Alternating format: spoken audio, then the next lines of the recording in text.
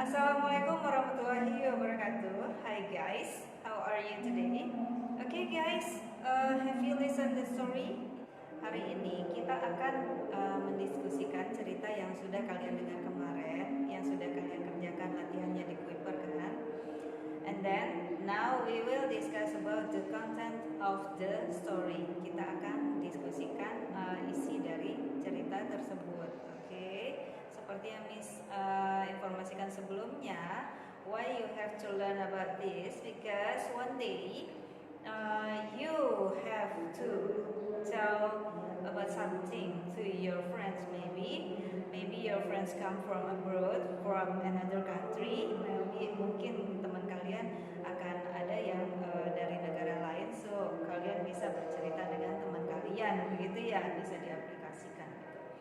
Terus selain itu juga tujuan pembelajaran kita di chapter 7 ini adalah we hope you will understand a story. Kalian akan bisa memahami isi cerita, and then you can arrange the story into good order. Jadi kalian bisa menyusun cerita yang diacak menjadi cerita yang benar. Dari bagian-bagiannya kan tahu mana yang step-step ceritanya gitu. Nah, itu tujuan dari belajar chapter 7 storytelling ini. Nah, sebelum ke situ, kita akan membahas sedikit tentang teks-teks yang kalian pelajari di SMP. Nah, nanti di SMA akan nambah teksnya. As I told you before, sebelumnya Miss sudah pernah bilang atau jelaskan ke kalian bahwa teks di SMP itu kalian belajar beberapa teks. Yang pertama functional text, yang kedua descriptive text. Nah, itu yang awal-awal kalian belajar. Functional text itu masih ingat nggak? Functional text itu misalnya kalian belajar sign, rambu-rambu lalu lintas, terus notice, caution, warning, pemberitahuan, terus untuk perhatian gitu ya, untuk diperhatikan gitu. Misalnya label-label yang ditempel di dinding perpustakaan gitu, atau di tembok rumah sakit, atau di tempat-tempat umum gitu, supaya kalian paham artinya itu apa gitu kan ya. Nah, terus short message seperti misalnya pesan-pesan di WhatsApp, SMS gitu dalam bahasa Inggris ya tentunya. Terus juga surat singkat gitu ya, surat yang pendek misalnya postcard gitu ya, atau surat-surat singkat yang menceritakan sedang liburan misalnya, seperti itu. Hal-hal seperti itu functional text. Oke. Nah, terus selain itu juga kalian belajar descriptive text, misalnya menceritakan atau mendescribe kamar kalian gitu ya, atau mendescribe barang favorit kalian, atau misalnya mendescribe idola kalian atau sahabat kalian gitu ya, itu descriptive text. Oke. Nah, terus kalian juga belajar recount text. Recount text itu menceritakan pengalaman yang sudah terjadi di masa yang lalu. Itu ada personal recount, dan ada juga recount text yang berupa cerita-cerita yang seperti biografi gitu ya. Nah, itu termasuk recount text kalau orangnya sudah tidak ada gitu ya. Jadi orangnya sudah misalnya pass away gitu. Jadi ada biographical recount. Terus kalau personal recount itu biasanya menceritakan kejadian di masa lalu yang tidak bisa dilupakan. Bisa aja itu cerita yang lucu, bisa sesuatu yang menyebalkan, atau sesuatu yang bikin kesel gitu ya, atau sesuatu yang bikin merasa keki gitu ya. Nah, seperti itu. Terus sudah kita berbicara recount text. Nah, kita sampai ke ini ada nih teks-teks yang sudah kalian pelajari di SMP. Sesudah recount text, nah sekarang kita masuk ke narrative text. Narrative text itu ada macam-macam ya, ada banyak. Ada fable, cerita dongeng tentang binatang, ada folktales, cerita rakyat gitu ya. Terus ada juga yang cerita-cerita dongeng-dongeng gitu ya, seperti Barbie gitu ya, cerita-cerita seperti itu gitu. Nah, itu semua masuk ke dalam narrative text, termasuk yang short story gitu. Nah, apa sih bedanya recount text dengan narrative text? Yang kalau short story itu menceritakan menceritakan dari sudut pandang orang pertama misalnya. Short story atau misalnya di novel menceritakan dari sudut pandang orang pertama. Aku datang ke tempat itu dan menikmati hembusan angin laut misalnya gitu. Nah itu kan sudut pandang dari orang pertama, tapi itu bukan pengalaman yang sebenarnya. Kalau pengalaman kan jatuhnya ke recount text. Nah terus apa bedanya ya recount text dengan short story? Jadi kalau recount text itu menceritakan pengalaman datar aja, nggak ada klimaksnya. Itu kita bicara tentang struktur teksnya. Oke, jadi kalau misalnya naratif teks itu ada klimaksnya, klimaks dari kejadian itu gitu loh. Nah itu yang dimaksud dengan bedanya antara recount text dan naratif teks. Jadi struktur teks ya itu yang membedakan. Oke, nah setelah itu kalian nanti akan belajar report text. Jadi bagian-bagian yang kalian pelajari di SMP itu ada teks-teks ini. Nanti di SMA kalian akan ditambah lagi dengan teks-teks yang lain. Teks exposition itu ada dua kan, orthographic dan analytical. Terus teks-teks yang explanation di bahasa Indonesia juga ada kan. Tapi kalau teks explanation itu nanti kalau di bahasa Inggris kalian belajarnya di SMA. Kalau di bahasa Indonesia mungkin sekarang udah dapet gitu ya.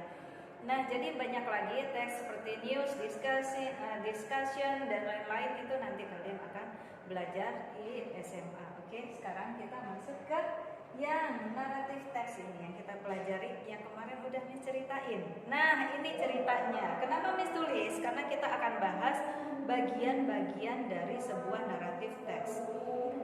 Nah jadi naratif teks itu ada beberapa bagian. Yang pertamanya itu adalah yang disebut dengan orientation. Nah bagian orientation itu adalah bagian yang pertama. Yang ini ya, orientation.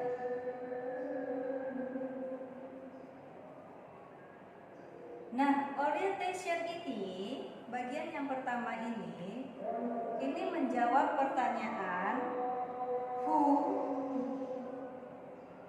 terus where, terus when. Nah, kadang juga menjawab why, kadang gitu ya. Nah, tergantung apa yang di-describe di orientationnya. Jadi di orientation itu yang dijelaskan adalah tokoh-tokohnya siapa aja, kapan kejadiannya, di mana gitu ya. Nah, itu ada di orientation. Nah, sekarang di cerita ini orientationnya who, siapa? There live an old rich man. Nah, where, di mana? In a small town. Ini yang where. Ini who. Ya. Dan he had 3 sons. Ada 3, berarti ini termasuk who juga. Oke, tokoh-tokohnya. Nah, terus when, kapan? Long time ago, dulu gitu ya. Nah, ini when. Oke. Nah, jadi intinya yang paragraf pertama ini adalah orientation.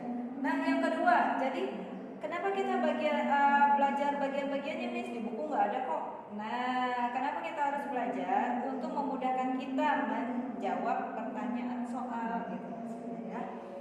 Nah, sekarang bagian kedua. Bagian kedua ini apa dong? Events-nya tuh ya. Nah, di sini ada complication. Events dan complication ada di sini. Kan di paragraf biasanya kedua atau lebih, yang ketiga bisa. Nah, itu bagian dari si eventnya atau complicationnya di sini. Bagian complicationnya atau bagian yang kedua.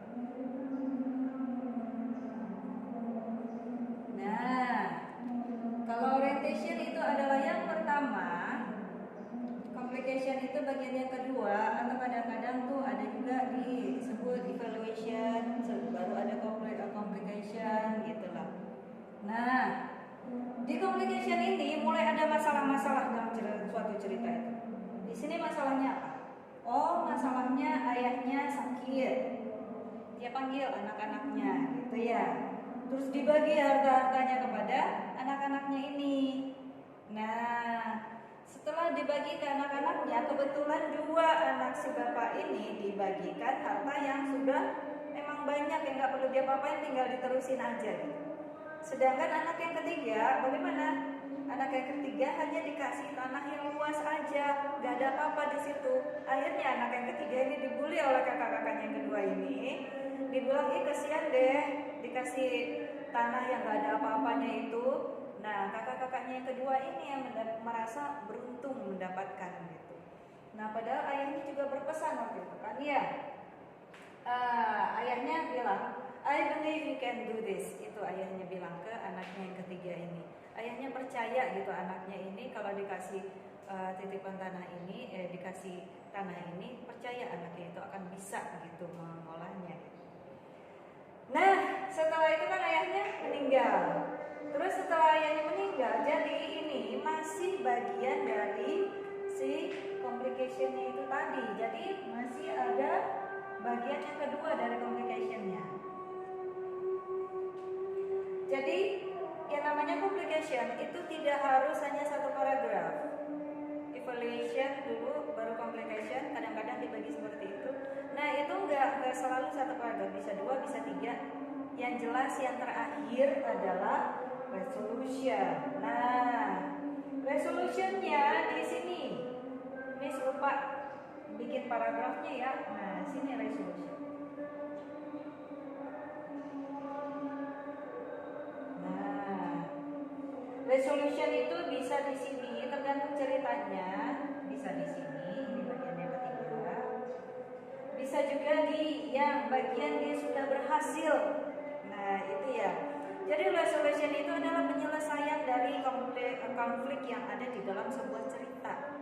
Ya. Di cerita ini bagian konfliknya adalah si kakak-kakaknya yang dua itu yang membuli adiknya, mengatakan bahwa selama ini kami kira ayah tuh sayang banget sama kamu, paling sayang sama kamu. Ternyata lihat, ayah kasih kamu hanya tanah kosong, sedangkan kami udah dikasih, yang tertua dikasih pabrik sepatu, sedangkan si kakaknya dikasih apartemen, gedung apartemen yang sudah berisi apartemen yang sudah komplit gitu ya. Nah, terus bagaimana penyelesaian cerita ini? Penyelesaian cerita ini, si anak yang ketiga bekerja keras, ya.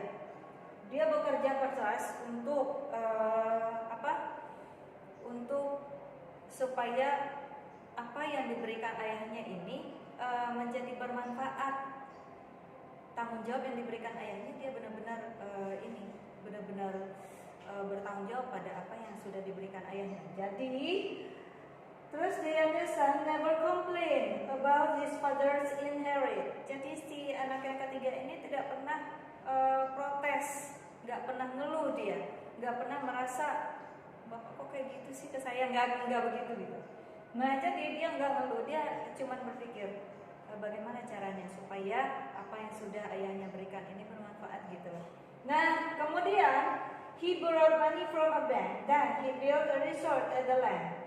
He worked so hard to take care of what his father gave him. Finally, he became a success businessman. But he never boasted about what he got and still helped his brothers. Jadi dia tetap bekerja keras, dia pinjam uang ke bank, dia bangun menjadi resort. Kebetulan tanah itu ada di dekat pantai. Dia pikir akan bisa berhasil kalau dia bikin resort. Nah, dia bikin resort, akhirnya dia berhasil. Dia menjadi orang yang berhasil dalam bisnisnya.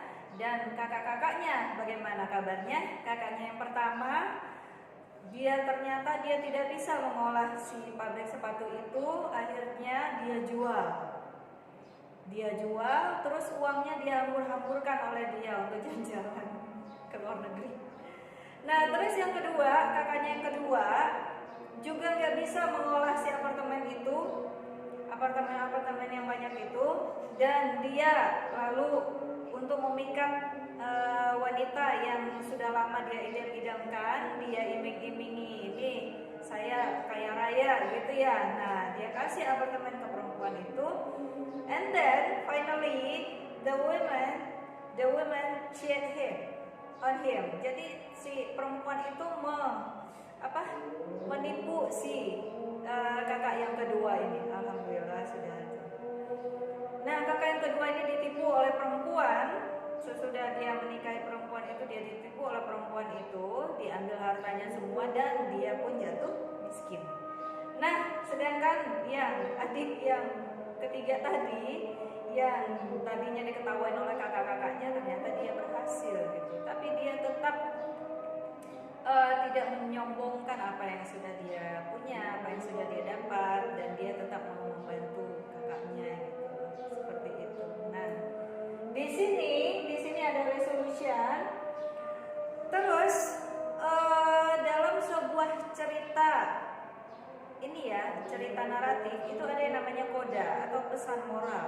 What can we learn from the story? Nah, dari cerita ini kan kita bisa belajar banyak hal ya. Yang pertama, kita bisa belajar bahwa orang tua kita itu adalah orang yang paling memahami kita ya. Orang tua kita itu sangat memahami kita, jadi jangan berpikiran buruk pada orang tua gitu ya.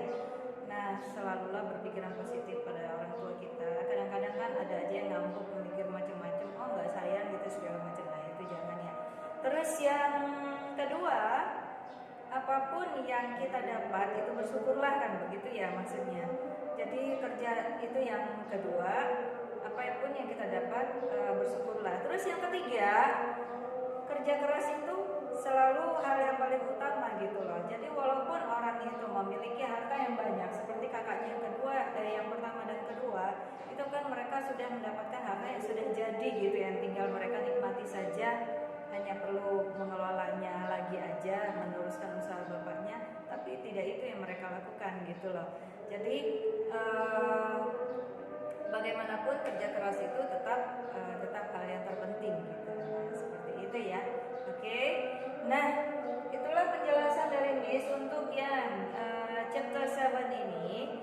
Nah, dalam hal ini yang perlu kalian perhatikan juga adalah struktur, tadi kan struktur teks. Dan sekarang unsur kebahasaannya. Unsur kebahasaannya dalam sebuah cerita naratif itu kita menggunakan kalimat tenses dalam bentuk in the past.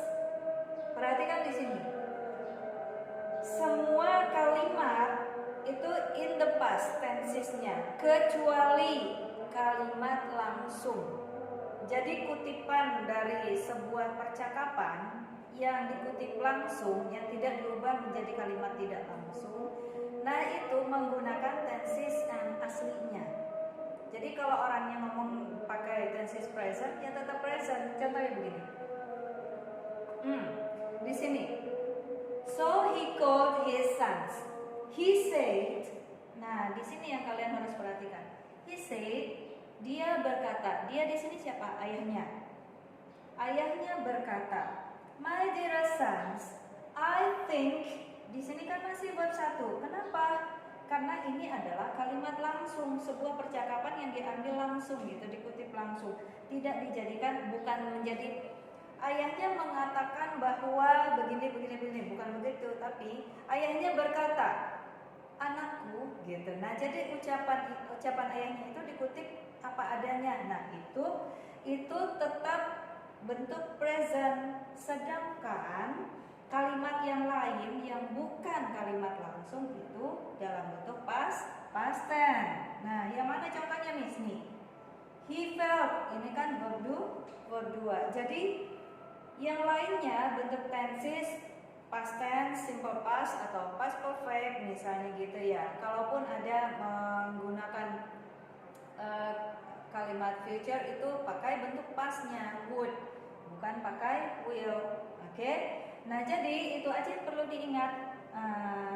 Terus di dalam cerita-cerita seperti ini kadang ada sequence, urutan kejadian. Nah, contohnya misalnya seperti ini. Di akhir cerita ada finally, terus, dan kadang nih ada after that gitu, urutan cerita gitu. Ada conjunction yang menghubungkan setiap cerita gitu. Ada after that, then finally gitu ya. Nah, seperti itu. Oke? Nah, itu ciri-cirinya naratif teks. Nah, Miss rasa cukup penjelasan Miss sampai di sini. Nanti Miss akan share lagi latihan di Kuiper. Tolong dikerjakan di Kuiper ya. Jadi kalian tidak perlu merasa berat untuk ngirim-ngirim foto. Paling nanti video cerita kalian. Tapi di English Enrichment ya, bukan di bahasa Inggris ya. Oke. Nah, if you have anything to ask me, please ask me by WhatsApp. Jadi kalau ada pertanyaan kalian bisa telepon langsung ke Miss gitu ya. Atau kalian mau nggak terlalu buru-buru misalnya mau diketik, oke, tapi Miss sarankan telepon aja kalau nanya ya, oke. And then I will give you some exercise in the Kuiper. Please do every task that I share in the Kuiper. Jadi tiap tugas yang Miss share ke kalian di Kuiper tolong dikerjakan. Udah Miss permudah untuk kalian, bukan permudah soalnya ya, permudah caranya gitu. Kalian nggak perlu ngirim foto, nggak pusing sama HP-nya nge-lag gitu ya. Sama kalian ngerasain seperti itu, Miss juga merasakan hal yang sama gitu ya, mengalami hal yang sama. Nah jadi tolong dikerjakan tugas-tugasnya dan dikerjakan sendiri. Terus jangan nyontek karena di Kuiper itu sistemnya ya soal-soal itu diacak, PG-nya juga diacak. Jadi kalau kalian nekat nanya ke temen, kalaupun sempat misalnya gitu ya, nanya juga susah kalau dipakai Kuiper itu. Oke? Jadi tolong dikerjakan latihan-latihan di Kuipernya itu dan belajarlah sungguh-sungguh. Semuanya sudah diusahakan oleh guru-guru, oleh Miss supaya kalian bisa belajar dengan efektif. Oke? That's all from me today. So, kesimpulannya apa tadi? Pelajaran kita di chapter 7 ini, narrative text. Narrative text itu ada banyak, ada fabel, cerita tentang dongeng binatang, ada folk story, ada cerita rakyat, ada dongeng-dongeng gitu ya. Nah, terus ada short story juga gitu, cerita pendek. Oke? Nah, terus kalau struktur teksnya untuk naratif itu apa? Yang pertama, orientation, terus ada biasanya kadang ada yang membagi menjadi evaluation, terus baru communication, terus sesudah itu resolution, terus ada juga yang menambahkan reorientation di bawahnya yang bagian kodanya. Tapi kalau koda itu tidak selalu ada gitu ya, tidak selalu dicantumkan gitu. Kadang orang menarik pelajaran dari sebuah cerita itu sendiri, tidak selalu disebutkan oleh si cerita. Oke, itu struktur teksnya, tolong dicatat di buku kalian. Oke. Nah, terus unsur kebahasaannya itu apa tadi? Menggunakan misalnya simple past, past perfect, semua yang berbentuk past. Oke. Terus kalau kalimat langsung atau kutipan percakapan langsung itu menggunakan bentuk asalnya, bentuk awalnya. Kalau dia berbentuk present ya tetap present, tidak dijadikan past. Kalau kalimat langsung. Oke. Nah, itu yang kita pelajari hari ini. Tetaplah rajin belajar karena itu yang perlu untuk masa depan kalian nantinya. Selain itu juga jangan lupa ya, rajin-rajinlah beribadah gitu. Jangan lupa semua yang kalian usahakan tidak ada yang lepas dari peran doa. Nah, terutama doa orang tua. Jadi minta didoain sama orang tua kalian. Oke? Ya, orang tua kalian pasti mendoakan kalian, itu udah jelas. Oke? So guys, that's all for me. Stay healthy, tetap sehat ya, jaga kesehatan. Assalamualaikum warahmatullahi wabarakatuh.